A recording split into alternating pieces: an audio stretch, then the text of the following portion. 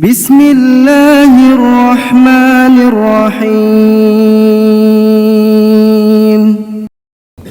Assalamualaikum warahmatullahi wabarakatuh. Alhamdulillahi hamdan katsiran tayyiban mubarakan fihi kama yuhibbu rabbuna wa yarda. Wa asyhadu an la ilaha illallah wahdahu la syarika lah wa asyhadu anna Muhammadan abduhu wa rasuluhu la nabiyya ba'dahu. Wa qala Allah ta'ala a'udzu billahi minasy syaithanir rajim. Ya ayyuhalladzina amanu taqullaha haqqa tuqatih wa la tamutunna illa wa antum muslimun. Allahumma salli wa sallim ala nabiyyina Muhammadin wa ala alihi wa ashabihi ajma'in. Amma ba'du.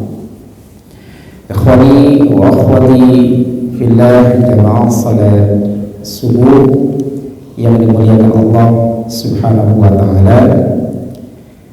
Mari kita bersyukur dan mengucapkan alhamdulillahirabbil alamin atas karunia dan nikmat yang begitu amat sangat banyak diberikan kepada kita, kenikmatan iman, al-Islam, sehat walafiat, kelonggaran waktu, dan Allah berikan kenyamanan dan ketenangan dalam melakukan ibadah.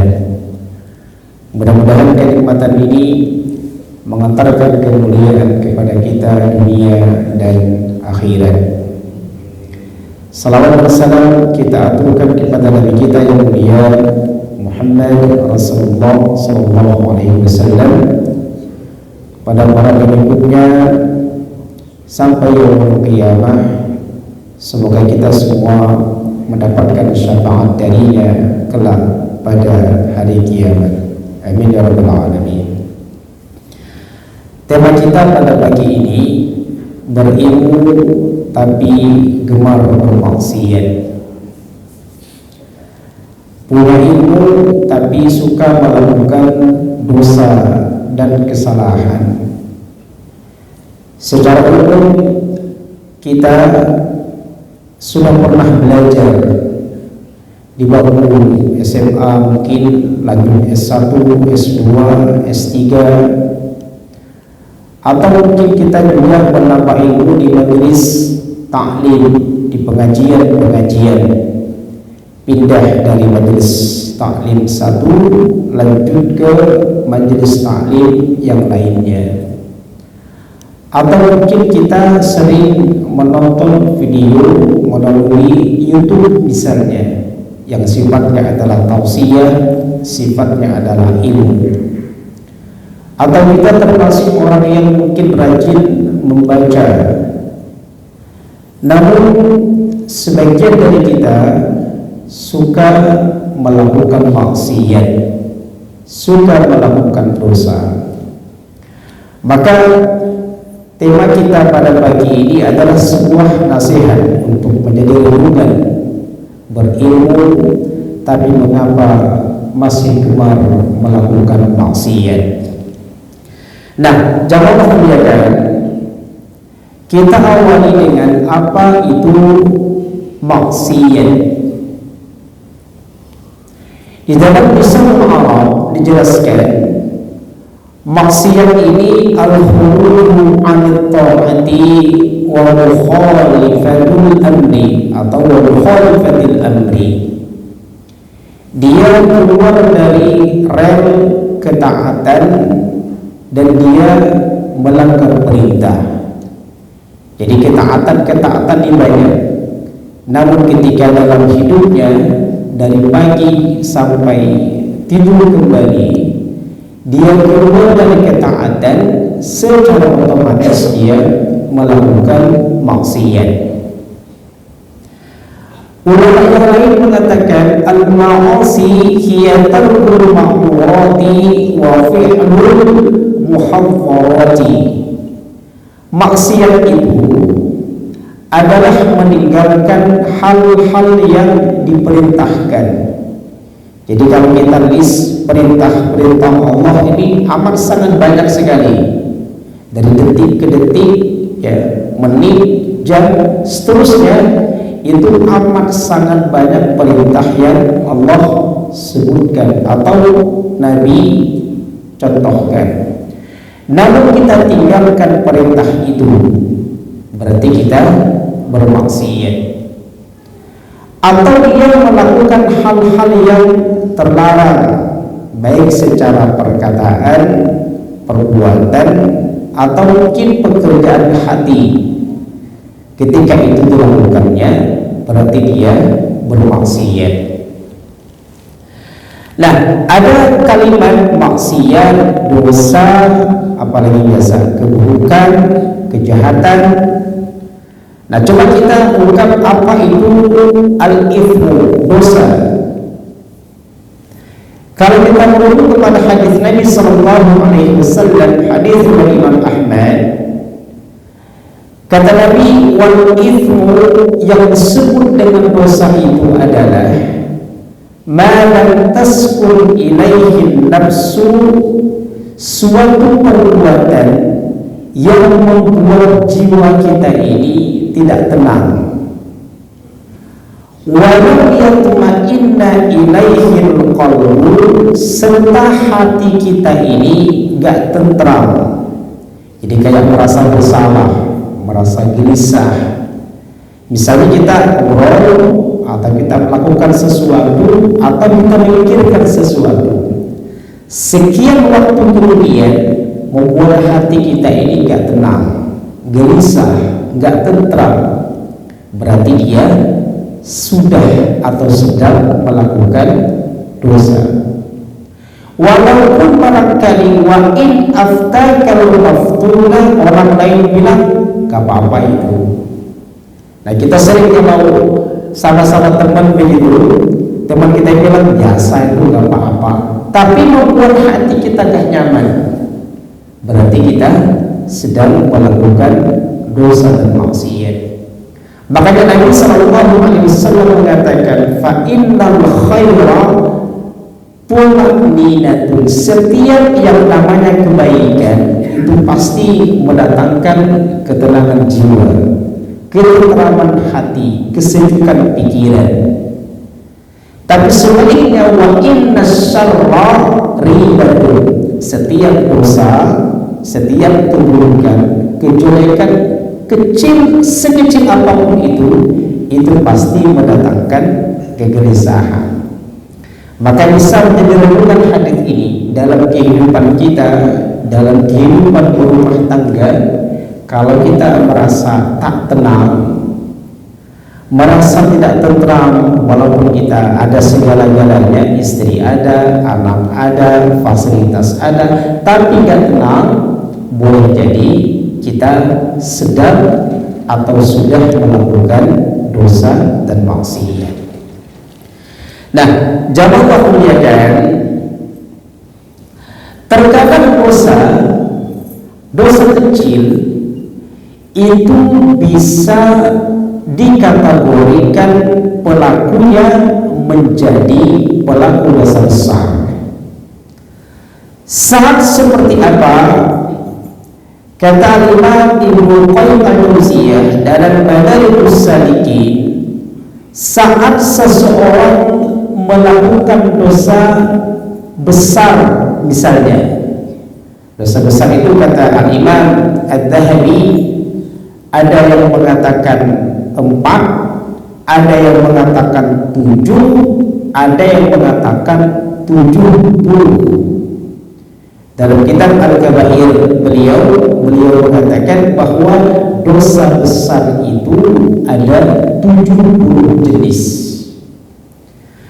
Ketika dosa besar itu dilakukan namun ada perasaan malu, ada sifat malu, gak nyaman sama orang, malu sama Allah, takut sama Allah, maka dosa besarnya itu dikategorikan sebagai dosa kecil. Tapi sebaliknya, ada dosa yang barangkali dipandang sepele, kecil, namun dia cuek, nggak ada rasa malu, santai dalam melakukannya, transparan bahkan dia, maka dosa kecil itu akan bernilai dosa besar. Maka sebenarnya yang menentukan kategori besar atau kecil dalam sebuah dosa ini, kata Imam Ibnu Qayyim, adalah keadaan hatinya. Kalau hatinya ada takut, maka dosa besar bisa bernilai dosa kecil. Kemudian ketika hatinya tidak ada rasa malu, nggak ada rasa takut, maka dosa kecil itu dikategorikan sebagai dosa besar. Nah, ikhwani wa akhwati fillah yang Allah muliakan, bahayanya seorang yang berilmu namun dia bermaksiat bisa menjadikan bangsa secara umum itu rusak. Al-Imam Al-Ghazali dalam Ihya Ulumuddin beliau berkata, "Fasadur raqiyati bi fasadil muluki." Rusaknya rakyat masyarakat ini lantaran rusaknya para pejabat, para pengampu kebijakan, penguasa. Wa fasadul muluki bi fasadil ulama. Rusaknya para pejabat, para penguasa itu lantaran rusaknya orang-orang yang berilmu, rusaknya para ulama. Wa fasadul ulama'i bistila'i hubbil mali wal jahi. Rusaknya orang yang berilmu itu karena kecintaan pada harta dan kedudukan. Ini penting kata-kata ini. Rusaknya orang yang berilmu karena kecintaan yang berlebihan kepada harta dan kedudukan.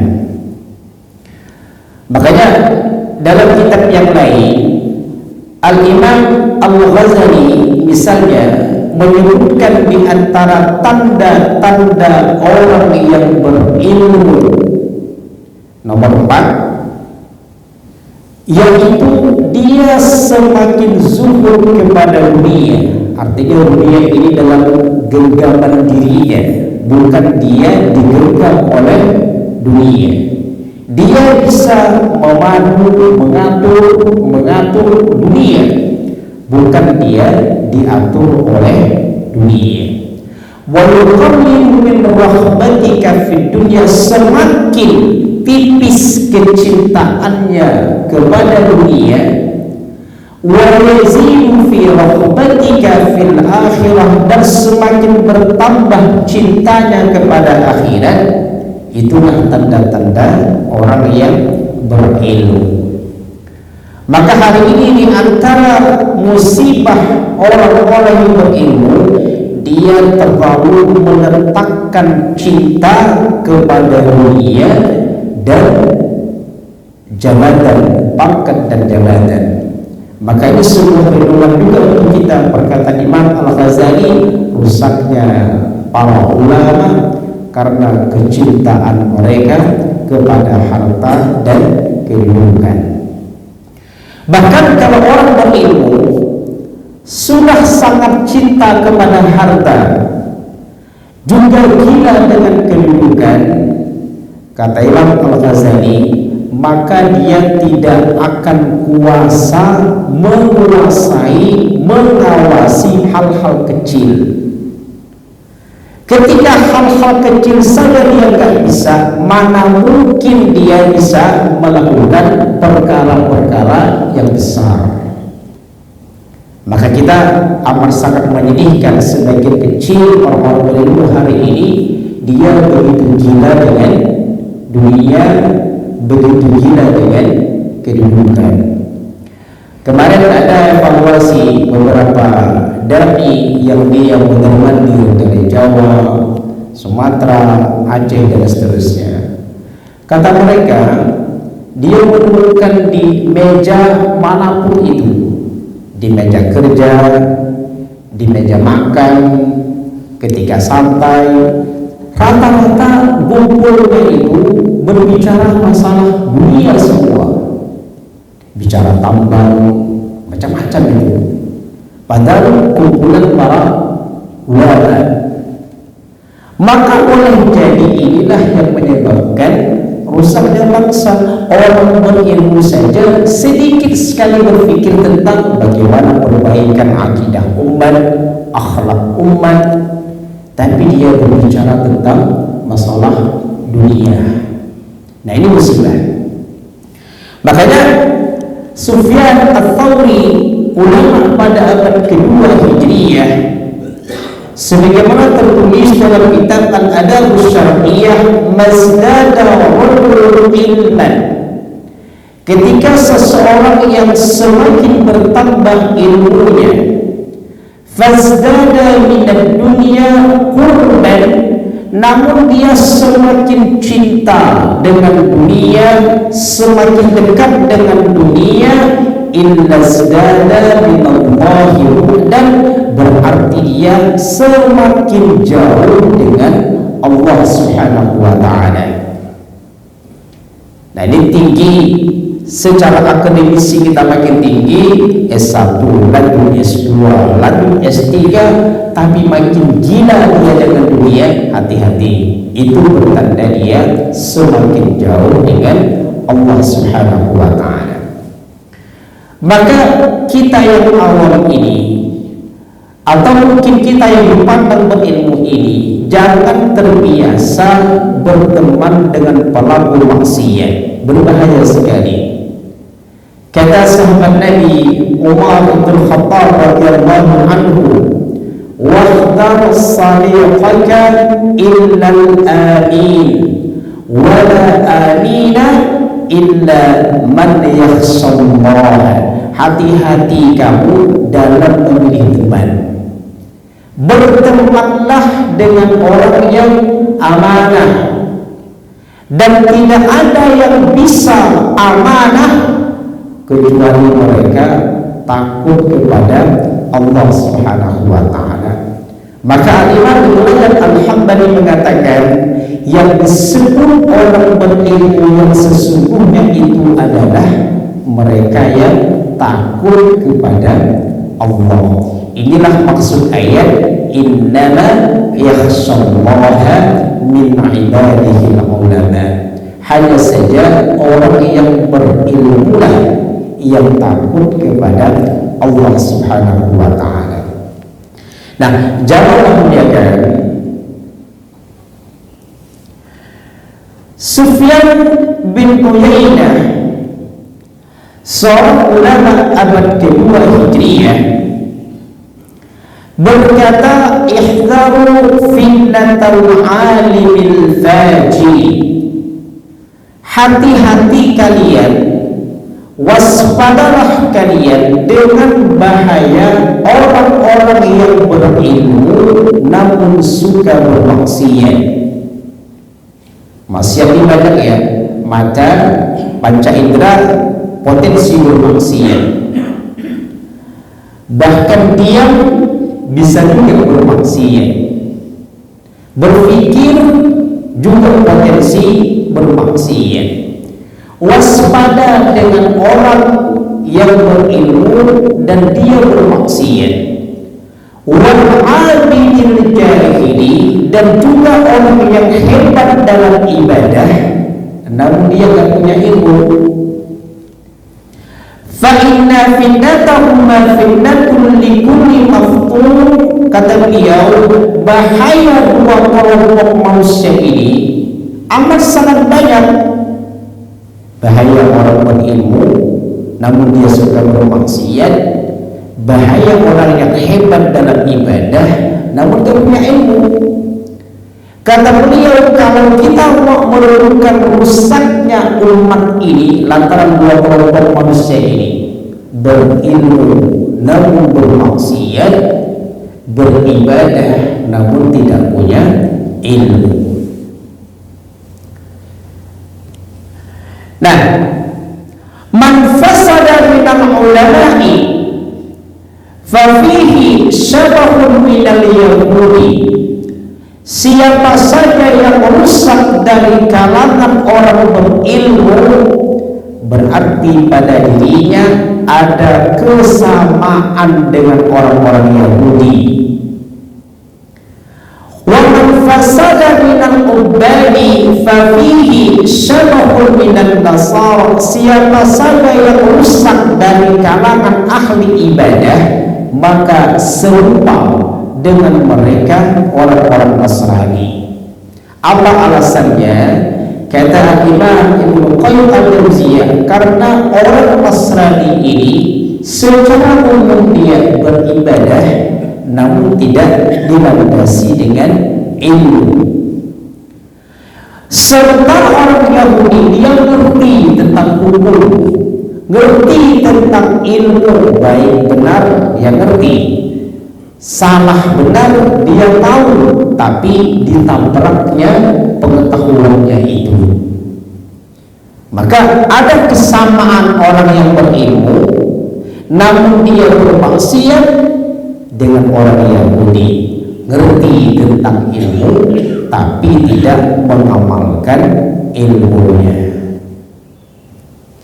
Nah, jawab muliakan, ini poin penting yang akan kita sampaikan. Betapa bahayanya orang yang berilmu namun dia gemar bermaksiat. Seorang ulama al-Imam Ibnu al-Jauzi dalam kitabnya Sayyidul Khadir, kata beliau, wa ra'aitu aqwalan minal muntasibina ilal ilmi. Aku melihat orang-orang yang mengaku memiliki ilmu, secara akademisi dia ada, mungkin hadir di majelis taklim juga rajin dan seterusnya. Ahmaru nazar al-haqqi azza wa jalla ilaihim fil khalawati. Walaupun mereka ini punya ilmu, namun merasa meremehkan pengawasan Allah Subhanahu wa ta'ala, lebih-lebih lagi ketika dia sendirian. Punya ilmu, depan orang dia terkesan bagus, berbicara bagus, berpenampilan memukau, tapi ketika dia sendiri dia bermaksiat. Apa yang akan terjadi? Kata beliau Imam Ibnu al-Jauzi, pertama, famaha mahasina dzikrihim, Allah akan jadikan nama mereka ini yang awalnya harum, terkenal, tersohor, disebut-sebut orang sebagai orang baik, sebagai orang yang berilmu, namun tiba-tiba namanya itu tenggelam, namanya gak harum lagi. Kita melihat, kita mungkin diantaranya termasuk dulu orang-orang yang sukses secara akademisi, kita lancar, S1, lanjut kerja dan seterusnya. Mungkin dulu kita orang yang ahli ibadah, dekat dengan Allah Jalla wa'ala. Namun seiring dengan lengkapnya fasilitas yang Allah berikan kepada kita, tiba-tiba kita berani bermaksiat kepada Allah Subhanahu wa ta'ala. Dulu sukses, tapi karena bermaksiat tiba-tiba di tengah jalan kita gagal. Dulu kita dikenal, disebut orang sebagai orang yang berprestasi, sekarang orang gak senang dengan nama kita. Nama kita dulu harum, sekarang tenggelam. Kenapa itu? Karena dia orang berilmu namun masih suka bermaksiat. Satu. Yang kedua, fakanu mawjudina kal ma'budina. Dia ini seperti orang yang ada namun sebenarnya enggak ada. Dalam istilah fikih apa itu? Wujud keadamihi. Dia ada tapi enggak ada. Bagaimana itu coba? Keberadaan di masyarakat ada dia tersebut di misalnya di kampusnya dia adalah S1, S2, S3, tapi perannya di masyarakat nggak ada. Dalam istilah para ulama itu dia hidup namun sebenarnya mereka mati. Berjalan dia, makan dia, punya keluarga dia, tapi dia nggak punya peran di dalam kehidupan bermasyarakat. Ada namun nggak ada. Nah ini bahaya orang yang bermaksiat padahal secara keilmuan dia punya. Yang ketiga, la halawata liru'yatihim. Gak ada rasa nikmatnya ketika melihat wajahnya. Orang gak pegel lihat dia, oh dia lagi. Padahal secara keilmuan ada, namun karena dia bermaksiat kepada Allah Jalla wa'ala, akhirnya orang gak senang memandang dirinya. Walaupun mungkin secara ketampanan dia memiliki kulitnya barangkali juga putih barangkali gitu ya, tapi orang gak senang dengan melihat wajahnya. Kenapa itu terjadi? Karena dia bermaksiat kepada Allah Subhanahu wa ta'ala. Nah yang terakhir ini, wala qalbun yahinnu ila liqa'ihim. Orang gak ada sifat kerindu ingin bertemu dengannya. Mungkin orang mengatakan inilah pertemuan yang pertama dan yang terakhir. Pegel orang melihatnya itu. Bila perlunya gak usah di depan, kira-kira begitulah bahasanya. Kenapa? Karena dia bermaksiat. Pendidikan dia punya, baca jago dia, perpustakaannya mungkin juga, bahkan mungkin banyak perpustakaannya, sederet kitab-kitab, tapi dia senang bermaksiat.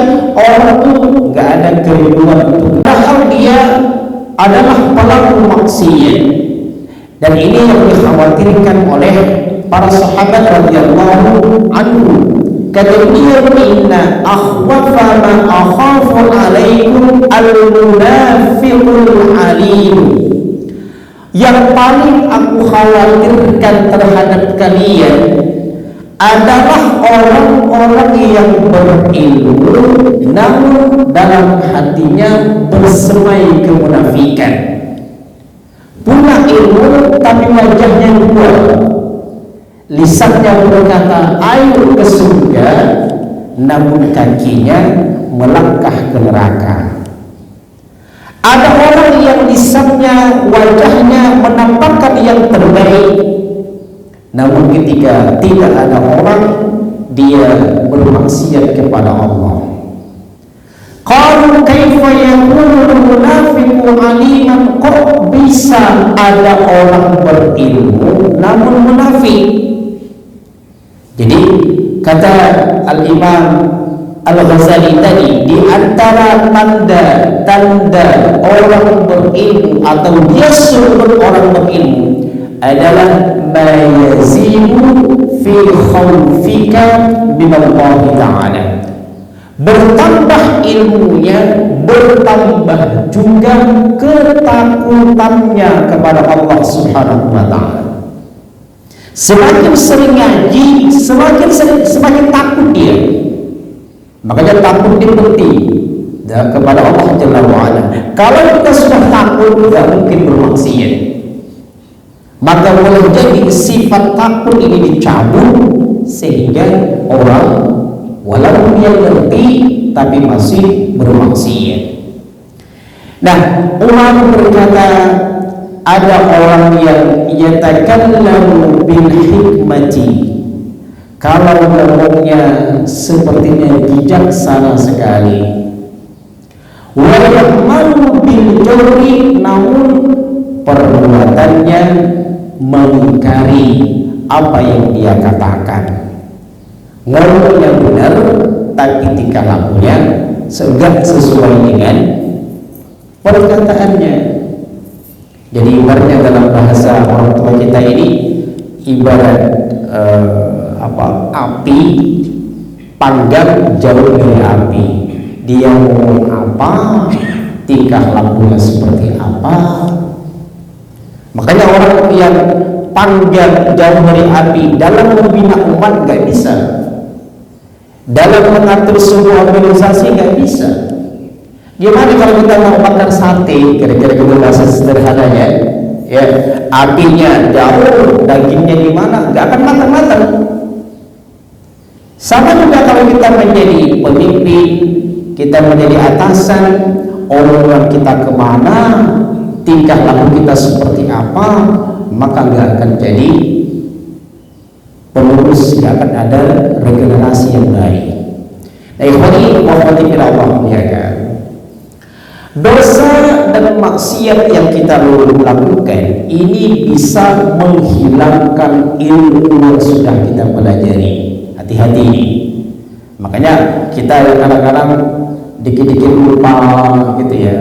Dikit-dikit lupa naruh kunci di mana, padahal kuncinya dipegangnya gitu kan.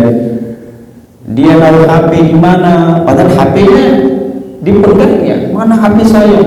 Dipegangnya juga.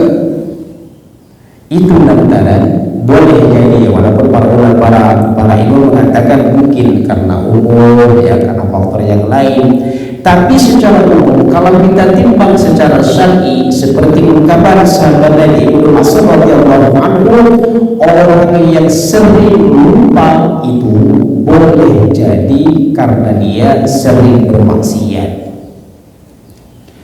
Inni la ahsabul abda yaksal ilma kana ya'lamu bil khati'ati ya'maluha. Aku yakin, kata beliau, orang yang lupa terhadap ilmu yang sudah dia pelajari boleh jadi itu akibat dari dosa-dosa yang dilakukannya. Jadi kita sering lupa nih, evaluasi diri. Boleh jadi itu karena maksiat yang kita lakukan. Bahkan Al-Imam Ibnu Taimiyah Syekhul Islam rahimahullah berkata, Allah subhanahu ja'ala mimma yu'aqibu bihi an-nasa 'ala dhunubi salahuna wal ilmin nafi. Ini penting sekali. Allah jadikan salah satu hukuman untuk mereka yang berilmu namun melakukan dosa dan maksiat, maka hidayah Allah cabut darinya, ilmu yang seharusnya bermanfaat dicabut darinya. Kalau kita mikir, para sarjana kita ini kan sudah amat sangat banyak sekali. Urusan ekonomi sudah banyak sekali. Politikus sudah banyak sekali. Secara pendidikan, keilmuan pendidikan banyak juga. Bahkan orang yang belajar agama banyak juga. Saudara sarjana S1 sampai S3. Tapi kenapa kondisi bangsa kita ini kayak begini? Yang sifatnya dosa itu karena mereka bodoh. Para sahabat sepakat anna kulla syai'in usiya bihi fa huwa jahalatun. Ketika seseorang itu bermaksiat berarti dia dalam kebodohan. Apakah maksiat itu dilakukan sengaja atau tidak sengaja, berarti dia dalam kondisi juhala, dalam kondisi bodoh. Sampai kapan dia dikatakan sebagai orang yang berilmu? Kata para ulama, kullama asa rabbahu fa huwa jahilun. Seseorang tetap dikatakan sebagai jahil hatta yanzi'a an maksiyati, sampai dia meninggalkan maksiatnya. Jadi standarnya sederhana. Kapan dia dikatakan orang berilmu? Ketika dia sudah bermaksiat dan meninggalkan maksiatnya. Nah, ikhwan yang muliakan, kalau orang berilmu yang menumbuhkan rasa takutnya kepada Allah Jalla wa'ala, maka gak mungkin dia bermaksiat. Coba misalnya orang, kenapa kok orang meninggalkan sholat, atau berani-beraninya sengaja telat sholat, karena dia tidak memiliki rasa takut kepada Allah. Kenapa orang yang di rumahnya sudah ada istri, sudah ada suami, masih suka melirik rukun tetangga yang lebih hijau?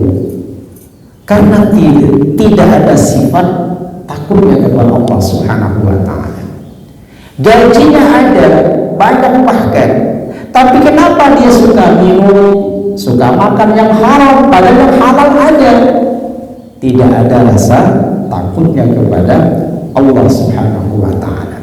Maka walaupun seseorang punya sederet titel, namanya ABC, koma, kemudian titelnya macam-macam tuh, maka jangan sekali-kali merasa aman selagi dia masih bergelimang di dalam dosa dan maksiat. Dan kita tidak boleh meyakini bahwa dosa kita pasti Allah ampunkan. Dilarang oleh para ulama seperti ini, kecuali kalau dia bergegas bertaubat kepada Allah Jalla wa'ala. Apalagi bagi orang yang suka menunda taubat, dia bilang kan Allah kan maha pengampun, besok aja taubatnya, nanti aja taubatnya. Nah, kalau muliakan, bagaimana kita yang sudah secara akademisi kita punya, secara keilmuan kita punya, dan bagaimana supaya kita terhindar daripada maksiat? Ada sekian langkah yang harus kita lakukan. Pertama, hendaklah kita banyak berdoa kepada Allah Subhanahu wa ta'ala. Ada seorang sahabat, Abdullah bin Naufal, dia bertanya kepada Aisyah radhiyallahu anha, apa yang Nabi sallallahu alaihi wasallam sering lantunkan dalam doanya.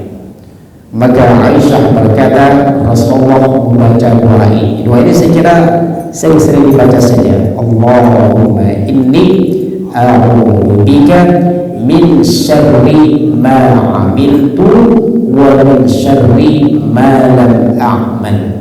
Udah hafal ya? Insyaallah nanti kalau dihafal dia.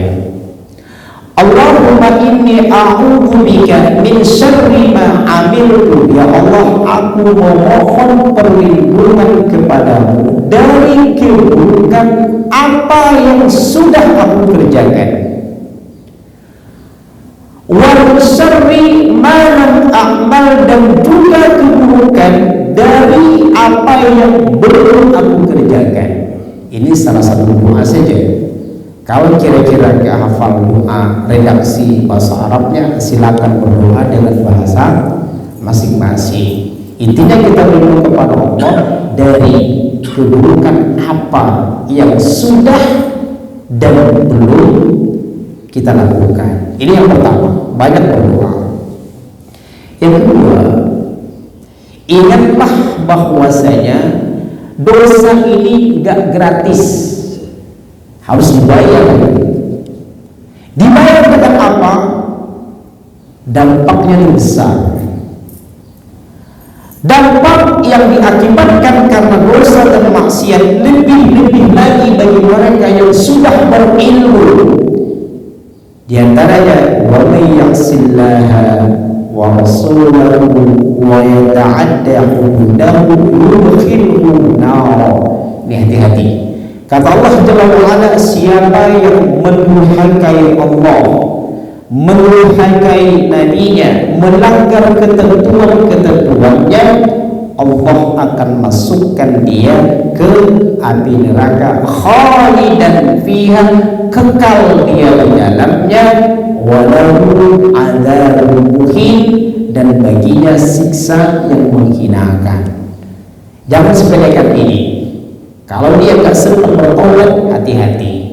Dampak maksiat ini adalah kesengsaraan, kehinaan, kekal di dalam neraka. Na'udzubillah. Makanya dampak-dampak dosa ini diantaranya dalam kitab Atharul Qulub alal Ifrat wasyukur dijelaskan di sana, orang gak akan bertambah ilmunya. Satu.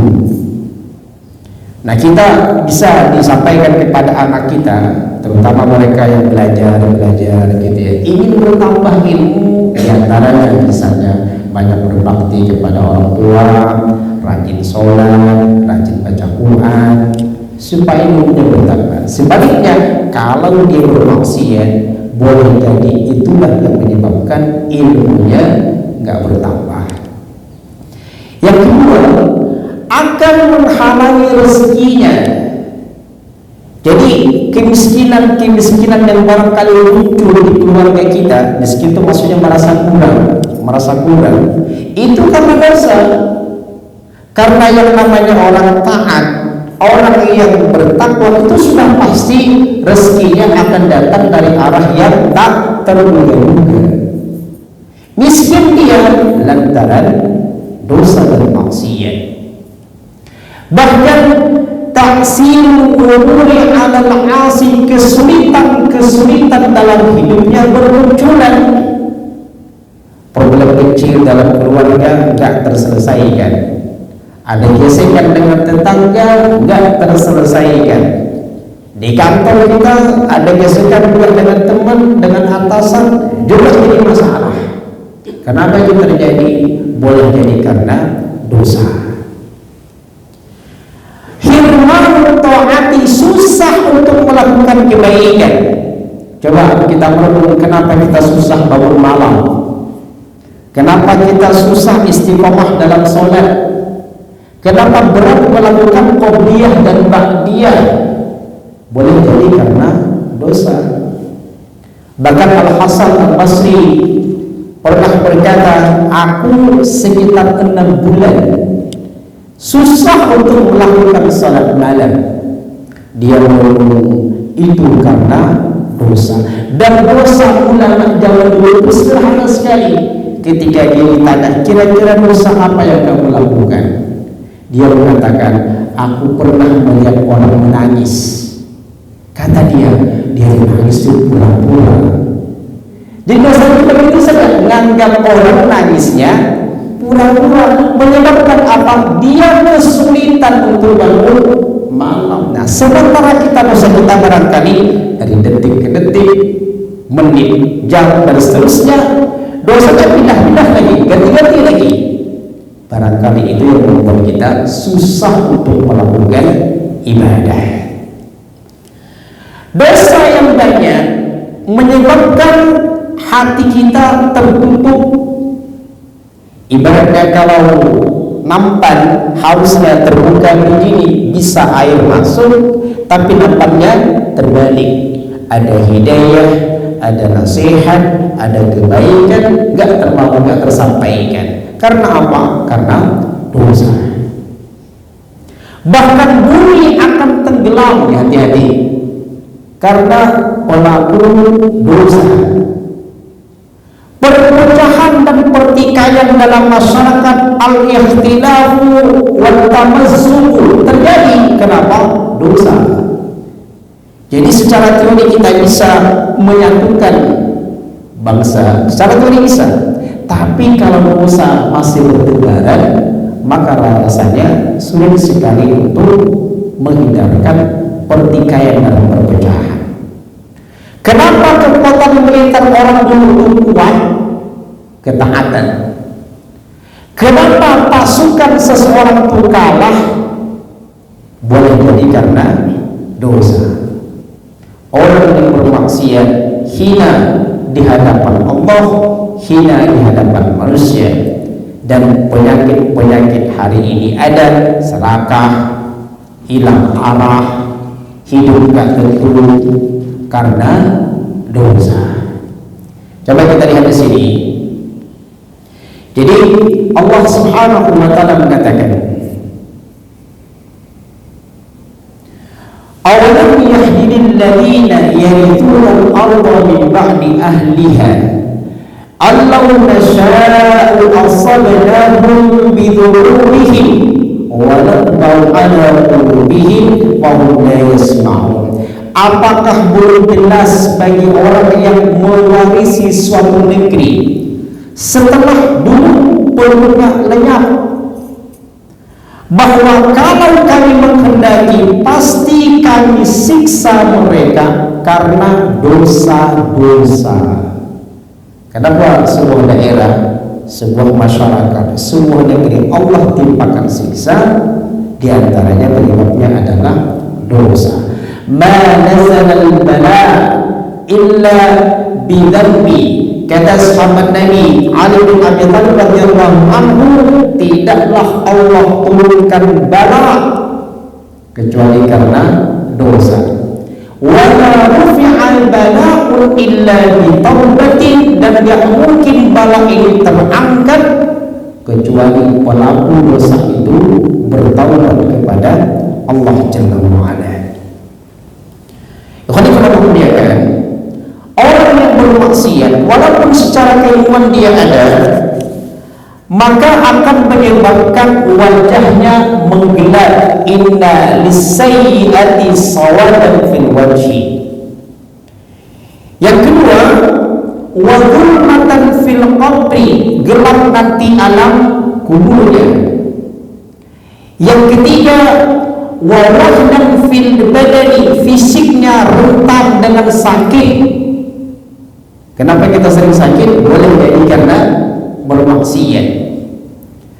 Wa nuqsan fil rizki, wa naqsan fil rizki, dan rezeki kita ini walaupun banyak, tapi kalau nggak ada berkahnya. Kemudian wa muqaddan fi qulubil khalqi, orang nggak senang sama kita karena maksiat. Jangan menjaga, bahkan kalau hari ini kenikmatan yang Allah berikan banyak, ya kita punya pekerjaan, punya jabatan, penghormatan dari warga juga iya. Kalau kita gak jaga dengan ketaatan, maka boleh jadi kenikmatan itu akan hilang. Jadi kesimpulannya, kepada yang Allah muliakan, maksiat ini menjadikan kita hina dina. Ketaatan ini membuat kita mulia. Orang yang berilmu seharusnya mengantarkan dia kepada ketakutan kepada Allah Jalla wa Ala. Orang berilmu seharusnya menjadikan dia orang yang paling ngerti di dalam beribadah. Orang yang berilmu harusnya semakin paham tentang penyakit-penyakit amalnya. Orang berilmu harus semakin cinta kepada akhirat dan semakin tipis kecintaannya kepada dunia dan kedudukan. Orang berilmu harusnya mengerti mana tipu daya syaitan dan mana sesuatu yang diperintahkan Allah Subhanahu wa taala. Semoga kita semua menjadi orang yang berilmu dan takut kepada Allah Subhanahu wa taala. Saya kira itu yang bisa kita sampaikan. Yang benar dari Allah Jalla wa Ala, yang salah dari saya pribadi. Kalau ada yang mau disampaikan, kami persilakan.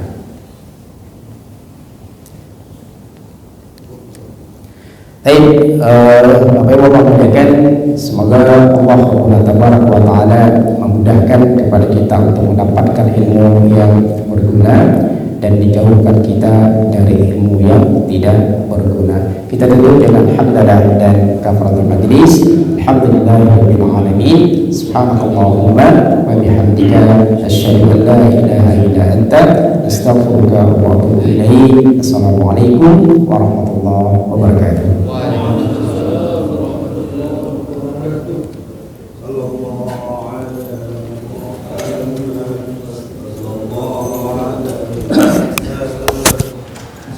فبأي آلاء ربكما تكذبان